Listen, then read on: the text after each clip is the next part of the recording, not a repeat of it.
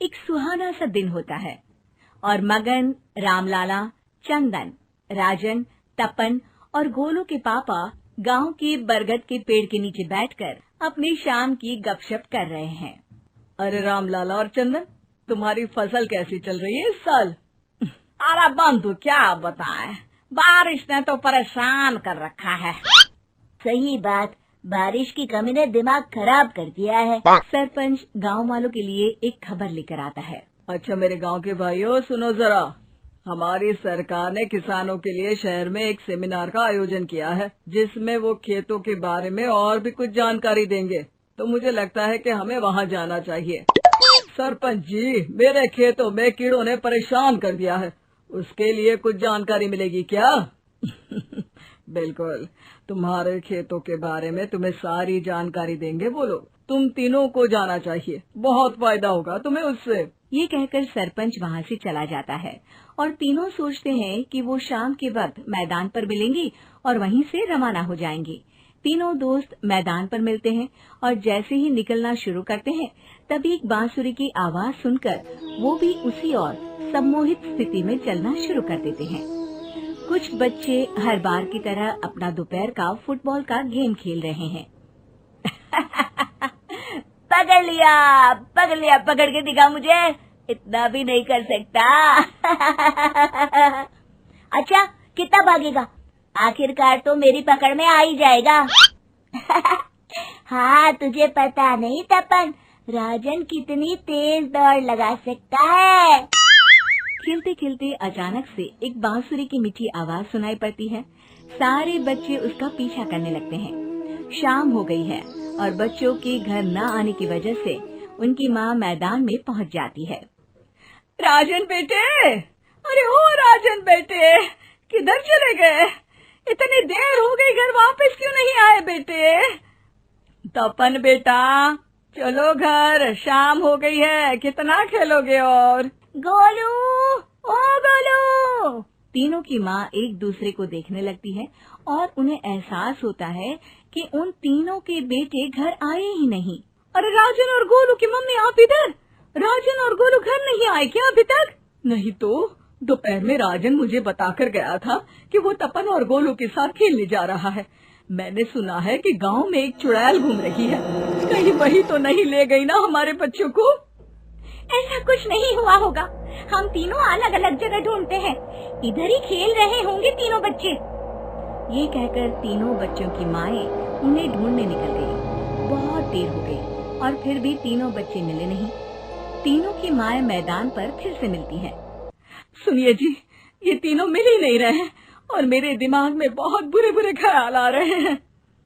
आप चिंता मत कीजिए, हम सरपंच से जाकर बात करते हैं, वो हमारी मदद करेंगे। गोलू की माँ सही कह रही हो, चलो चलते हैं। एक उम्मीद की आशा लेकर तीनों अपने बेटों की फिक्र में सरपंच के घर जा पहुंचती है। सरपंच अपनी शाम की चाय पी रहे हैं और अखबार पढ़ रहे हैं। तभी तीनों की माँ हड़बड़ी में भागकर उनके पास आती है। अरे अरे, आप तीनों इतनी डरी हुई क्यों हो? क्या हुआ? ऐसी क्या बात हो गई? तिवारी जी, हमारे लड़के दोपहर से खेलने गए हैं और अब तक लौटे नहीं हैं। हमने उन्हें सब जगह ढूंढा, लेकिन हमें वो मिले ही नहीं, इसीलिए हम भागकर आपके पास आ गए। अच्छा, इनके पिता कहाँ है? ये कुछ काम के लिए शहर गए हैं, इसीलिए हम भागकर आपके पास आए हैं। हाँ, मैं उसके बारे में भूल ही गया था। एक काम कीजिए, मुझे उस जगह लेकर चलिए जिधर वो आखिरी बार खेल रहे थे। सरपंच घर से एक डंडा लेकर तीनों के साथ मैदान की ओर निकल पड़ते हैं। तीनों मैदान पर पहुंच जाते हैं और उन्हें ढूंढने के लिए कुछ सुराग खोजना शुरू करते हैं। आपको कोई ऐसी जगह पता है जहाँ ये तीनों साथ में मिलते हैं? नहीं जी, ऐसी तो कोई जगह नहीं पता। अचानक से वही बांसुरी की आवाज आना शुरू हो जाता है और सरपंच सम्मोहित होकर उस आवाज की तरफ जाना शुरू कर देते हैं। अरे तिवारी जी, आप ठीक तो हैं? कहाँ जा रहे हैं? अरे ओ तिवारी जी, वो हमें सुन नहीं पा रहे हैं क्या? सरपंच बांसुरी की धुन में झुककर उसी दिशा में आगे बढ़ रहे थे। ये आवाज कैसी? ऐसा लग रहा है कि कोई बांसुरी बजा रहा हो। हाँ, सरपंच जी भी उसी दिशा में जा रहे हैं। सरपंच का पीछा कर तीनों मैदान के टूटे हुए बंगले पर पहुंच गए और सरपंच के पीछे दरवाजे के अंदर घुस गए। तीनों बंगले के अंदर झांकते हैं तो देखते हैं कि बहुत अच्छे से संभाला गया है बंगला। उतने में एक हंसी की आवाज आती है। मेरी बांसुरी, तूने मुझे आज तक कभी तंग नहीं किया।